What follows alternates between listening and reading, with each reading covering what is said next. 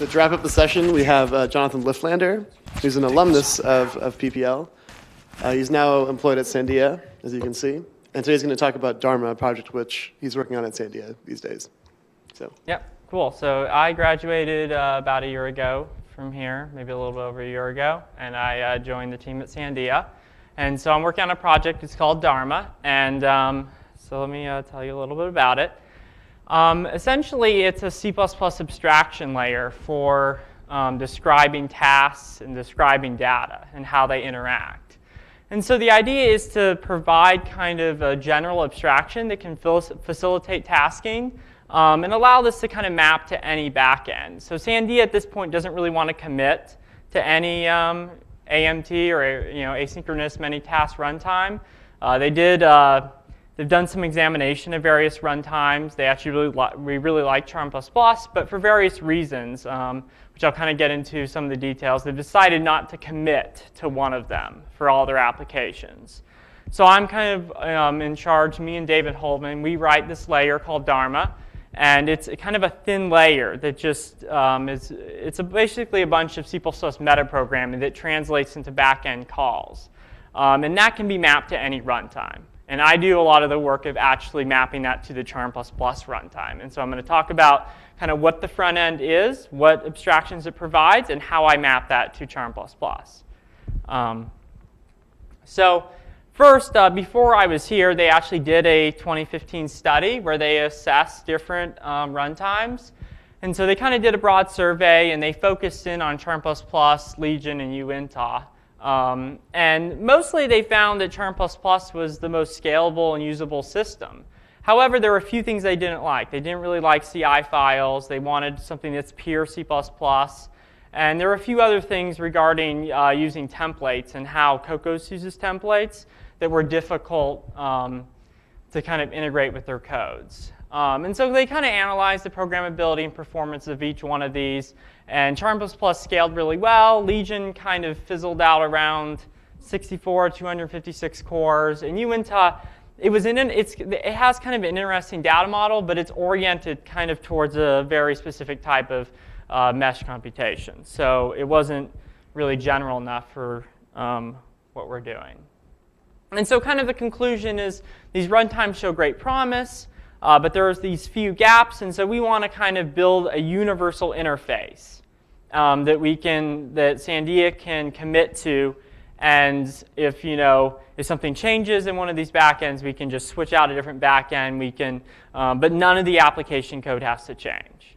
That's kind of, and so a lot of this practice is just trying to factor out what is like the most general way to express parallel program, and how can we feed that into the back end efficiently. So this is driven by kind of a set of Sandia's applications. One is this code they call PIC, so it's a particle and cell code. It's used kind of across Sandia. It's a very classified application, so I can't talk too much about it. But it's a particle simulation, but quite a bit different than kind of the particle simulations that are done around here. And it's a lot denser, and it has a lot more migrations. Essentially, particles can move really far in a given time step. And the other applications are this mini multi-scale, and so they'll have these kind of detailed physics where they'll have a massive expansion of work, and they'll do an FE squared, FE cubed method, and they need load balancing. So Charm++ seems very attractive for this. So in particular, we want a system that can do load balancing, and Charm++ historically has done that. But one of the things that is missing from this list with Charm++ is sequential semantics. So the idea is we don't want the application programmer to have to think about the concurrency. We want that to be derived by the compiler or the runtime. So Dharma essentially provides a higher level abstraction on top of Charm++ that allows concurrency to be extracted by the layer in between Dharma and Charm++. And I'll kind of get into what sequential semantics means exactly and how we map that. So first I'll kind of show an illustration. So we have the application here. It sits on top of Dharma, which is this kind of this thin layer. And Dharma is composed of a few different layers. The first thing is like this front-end API, which is what we've spent a lot of time tuning towards our users for creating tasks and describing data. And using meta programming, that gets translated into a bunch of back-end calls. And those, without any back-end, nothing happens. So this builds essentially a DAG, which I'll kind of go into a little more what it does later. And so the runtime has to implement all these calls. And when they do, they essentially determine how the program runs, how it's scheduled. And so, so a lot of the work in actually doing this is developing Dharma, but also this glue code. So this is a bunch of code that kind of sits in between Dharma and what it's doing and the backend, like Charm++. So this can actually be pretty substantial depending on the runtime and what it supports. So not all runtimes provide the same functionality, so we have to kind of do this hopefully in a general way. And the challenge here is to kind of factor out what are all the optimizations, what are all the different ways that runtimes want to think about tasking and concurrency, and can we create a general API for doing that. So in general, AMT runtimes, they operate kind of on a directed acyclic graph. And you can actually annotate the graph with some information. So you can say, okay, these nodes are being read, these are being written, and once you do that, you can actually enforce sequential semantics if you have an ordering that you can derive from how the programmer is actually writing the program. And so let's see here. So the front end provides these abstractions that simplify capturing the data and task dependencies. And so we've that's basically all the metaprogramming we've built allows us to kind of automatically abstract the data dependencies as much as possible and make this really easy.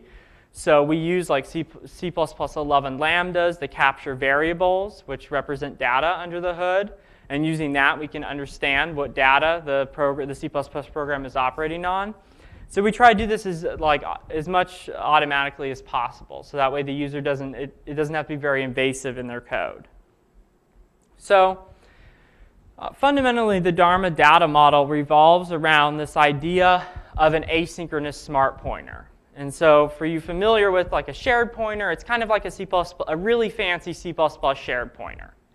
And so except for it's actually asynchronous. And the data that it's backed by can actually be migrated at any time. So typically, this smart pointer will be kind of at the granularity of a C++ object. It can be fairly small. It's definitely enough data where you can amortize the overhead dereferencing it. I would say it's a little bit lighter weight than actually a shared pointer implementation. And part of this smart pointer is that it encapsulates data effect information about how it's used. So when you actually use it, you tell it, OK, I'm using it in read mode, I'm using it in write mode. And then based on the sequence of how you're using it, the system can determine what is concurrent for you. And it can do this in a data race-free manner. So with a little bit of runtime checking, we can actually, when you're dereferencing it, we can make sure you have the right permissions to the data. And if you do, then we can guarantee your program won't race, and as long as you play by the rules. So you have to give up using regular C++ pointers, and you have to hoist things to this level. But once you do that, we can kind of control how you're accessing data and do this in a safe way. And so, this smart pointer is called an access handle, is what we call it, over T. It doesn't span multiple memory spaces, but it can be transferred between memory spaces as you run. And then we have this extension called an access handle collection. And so that's a bunch of these things, which can be scalably instantiated across multiple memory spaces. And the backend basically has all the freedom of how to map these things. The front-end API is very loose in that it doesn't specify how the backend does any of this. So the user will just declare one of these things, and the backend can decide, oh, maybe this should run on one node, maybe I should run on 100 nodes, maybe it should run on the GPU, all these types of things. But that's completely up to the backend API. So that's the data model. And the task model are these two constructs, create work and create concurrent work. So create work scopes out a task And any data that's kind of captured by that, I'll show you how that works in a bit, can be used in that task. And create concurrent work is orthogonal to this, and it basically is for access handle collections. You can create a bunch of concurrent work that works together. And so each one of these create works is kind of enforces sequential semantics as you're going along. And create concurrent work, we've built this because we have to be able to scalably launch many tasks. And so this allows us to do this. And sequential semantics is basically supported across the entire collection, the access handle collection as you're using it, and inside of one task in that collection. So there are various levels at which sequential semantics applies. And so there's no real synchronization in Dharma. There's no barrier. There's nothing like that. Essentially, there's no temporal synchronization. It's all data dependent. So you can perform a reduction over your access handle collection to produce some data, but there's no control reduction or anything that's not based on what you need for data. And the back end does the job. If it's going to do something fancy like quiescence detection, it has to do the job of figuring out to use that algorithm for a higher level concern that it's trying to address. So right now where we stand, I develop a pthreads backend, which we just use in-house very simply just for testing for our app team. And then I develop the Charm++ backend, and we have a prototype HPX backend also. But most of my time is building this Charm++ backend. And so these are the 3 different codes that Sandia is mostly interested in, which I kind of mentioned before. One of them is this electromagnetic plasma particle and cell. They call it a PIC code. And then there's this multi-scale proxy code that I'm working with a couple people there. And this is where you have these local phenomena that creates a lot of work. And then the other thing is UQ, which is kind of used across many of the different application domains at Sandia. So now I'm going to kind of get into the details of the concurrency abstractions we have built. So like I said, access handle enforces sequential semantics. And the way it does this is by having a permissions level. And this is a very simplified view. I'm just showing 4 permissions level: none, read, write, reduce.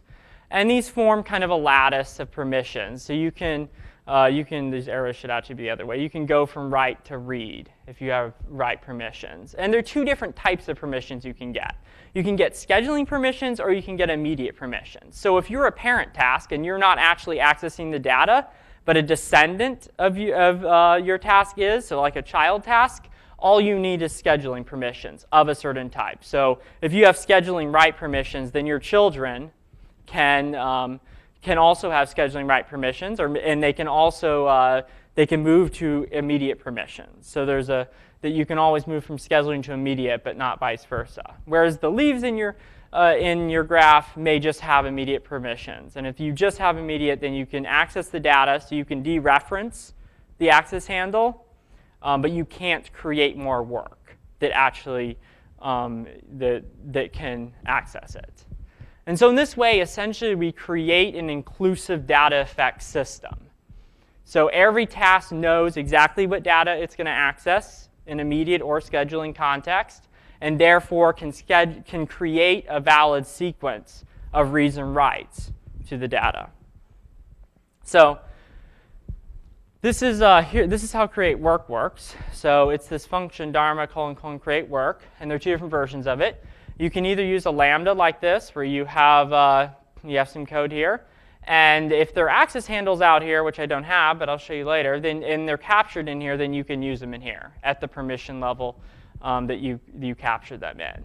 And so this is for convenience. A lot of times you want a lambda because you want to just create a small task that does something. But in kind of the bigger parts of the code, you'll just write a C++ functor, and you'll specify all the access handles. Those are the pieces of data that you depend on. And then you'll call create work with that functor and pass in the access handles. So there are 2 different ways you can create your tasks. So now let me kind of go through a kind of really simple program and show what Dharma does. So declaring an access handle here, type int, called myData. And so when that happens, nothing really happens at that point. You just declared something. The backend doesn't even need to know about it at this point. But once you use it the first time, it tells the backend, OK, this is a new piece of data, and asks it for a name for that piece of data. And by default, when this is captured in the Lambda, it's captured in write mode. So it has my data, and it has immediate permissions in write mode. And so that's implicit in the background, the permissions, and so because this is essentially a leaf task. And so this can dereference it and call set value, set the data. And then you can create other tasks here. These I mark reads, so they only have read permissions. If they were to call set value here, in this case, it would be a runtime error. We can't actually do a compile time error here because we can't change the type of this under the hood as we're going. In some cases with functors, we can actually do that check. And so now we have two tasks that read it, and then we have a write. So these 4 operations. And so what the backend does is it gets all this information. These are the sequence of 4 things. These are the permissions on them. And it chooses, as it gets these calls, whether it executes this or it keeps building the graph. So it makes the decision of how the graph is expanded.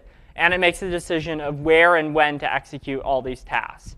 And it has to enforce that some order that it provides is valid. So we start here with the modification. And these reads depend on that. And then we have another modify. So that is one particular graph that could be derived from this. Now, it turns out, maybe the backend has a different idea of what might be better. So if we make a copy of the data right here, we can actually run this. This is a modify concurrently with these. So we can move this down here, right? Because this relies on this version of the data and produces a new version. And so the backend actually completely has the freedom to break what we would call an anti-dependency here and move this down here and create more concurrency. And that's all expressed through this API. So regardless of how the system wants to implement this and how it wants to extract the concurrency, it's allowed to do that. Let's see, how am I doing on time? OK, not much. So I'll kind of quickly go through this. So then we have this extension called an access handle collection. And basically, it's a bunch of access handles. And each one of those has a type. So we could have an access handle collection, a vector of double. And then we have some sort of range that you pass here. And this is just a C++ concept that you follow that allows you kind of to specify the extents of the collection. It's kind of so, and then you also need instantiation for an index. So this is a lot like kind of a char array in terms of how you describe it. But it's very general, so you can specify your range however you like.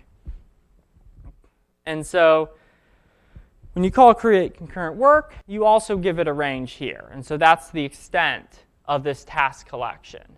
And then each one of these elements in the task collection gets an index, and then you can do your work here.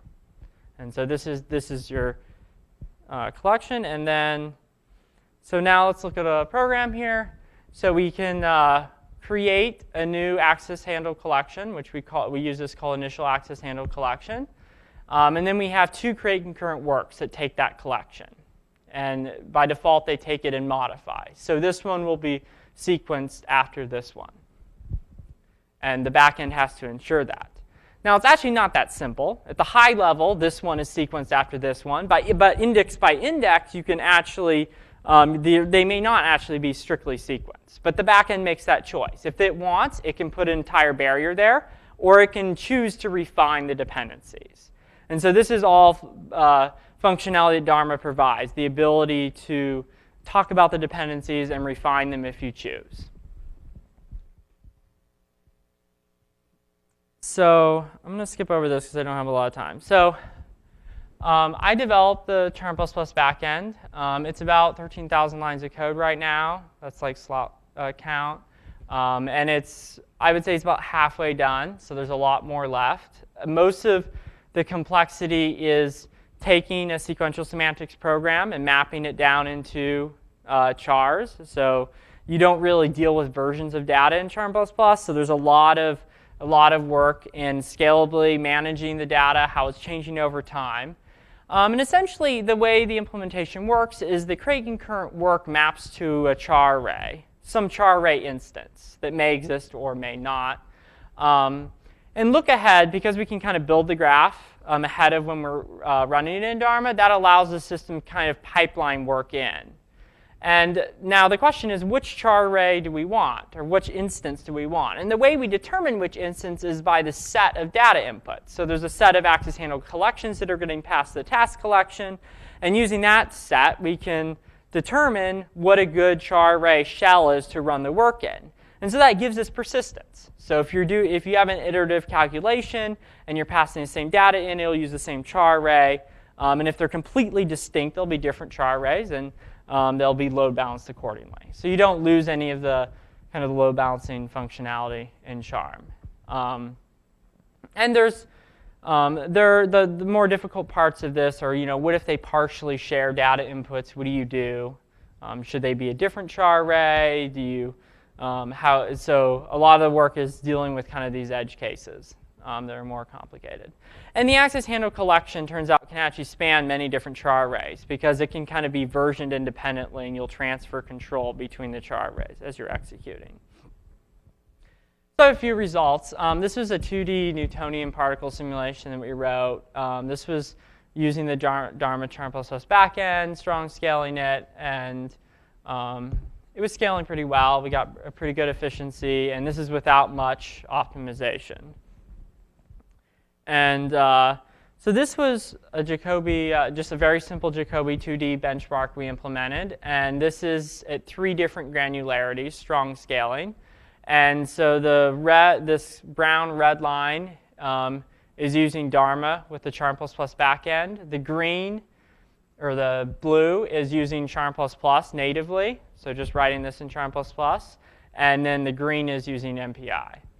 And so for coarser grain ones, they're all kind of tied. But as the grain size gets larger, we expose some of the overheads in Dharma. So this is because a lot of our collectives aren't that efficient right now in Dharma. And there's some inefficiency translating the program down. So a lot of our work is kind of pushing this down as the grain size. So this is about 5 milliseconds is the duration at this point. So still pretty coarse-grained. Now, if we use asynchronous iterations, then this actually gets better because you can start amortizing some of these overheads. And so this is comparing Charm++ and the Dharma on top of Charm++. And so they get closer together.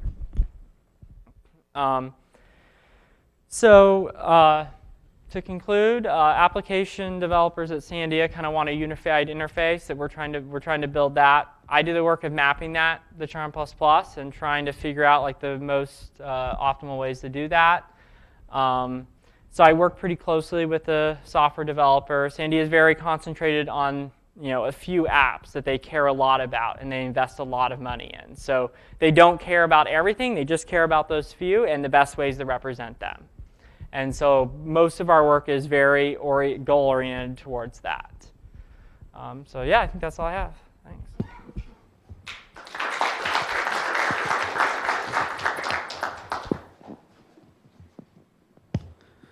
All right, any questions? You said one of the specifications was to provide sequential semantics. Would you say that the programmer is still making grain size decisions here? Definitely, yeah. They choose, when they create the task, they're explicitly putting the boundaries there. Okay. Yeah, okay. grain size, yeah. Do you see a conflict with that and the demand for sequential semantics? I personally think that grain size has to be parametric, maybe, but has to be done by the programmer, like you're saying too. But maybe there is a view of old style. I will take a sequential Fortran program and auto-parallelize it. Is there a demand for something like that? Possibly, from your users? But that's not really what we're trying to do. So we're dealing in a regime where tasks are explicitly specified, so the grain size is there, but the order in which the tasks are executed is derived. So so it's kind of a middle ground. So it's not an automatic parallelizing compiler in that it's determining the grain size, which is the really hard problem. One could argue that the grain size, you could express tiniest possible task and then the runtime could agglomerate then. But I think it's very difficult to do that. So Yeah. I think agree with the yours. compiler, maybe. Yep, right. Yeah. So am I correct? So these are basically you're passing closures and you're creating with additional features. Is that a correct way of thinking of these? One implementation would be a shared future and shared promise. You could use both of those to kind of implement this. Yeah, that's one way of looking at it. Mm-hmm. I have a question and a comment. The question has actually as a follow-up to that. When you're capturing in your Lambda by value, by default, I'm assuming that for your, I'm sorry, I forgot the name of the actual type. The access handle? Yeah. The access handle, yes, Yeah, thank you. That is just like std shared putter, and you're just doing an increment Yeah, exactly. Atomically? Yes. Okay. Yeah. Okay. And it's actually a bifurcation in the states because one of them, the state of the access handle has to change. So there's some tricky magic that we do on the copy constructor of the Lambda. Yeah, so it's... And are those types movable? Yeah, they're all movable. Okay. And then my comment is for the permissions that you're having to check at runtime. Constexpert is your friend. If you're using C++14, it's even better. Okay. So think about that a little more. Any other questions? I was a bit surprised by your lattice with reductions being at the bottom. I would have thought right is at the bottom. Can you explain a bit? Yeah, so the reduce, so that picture isn't actually correct. Reduce kind of is in the, so reduce is a little bit more permission than write because it's order independent essentially, but you can, there are different ways of thinking about it. But write is exclusive. Yeah, write is exclusive. So there's a mode in which reduce is essentially a commutative mode where you can write your own atomics. So it looks like write, but the system may actually deliver the same version of the data at the same time and expect consistency. Okay. So yeah.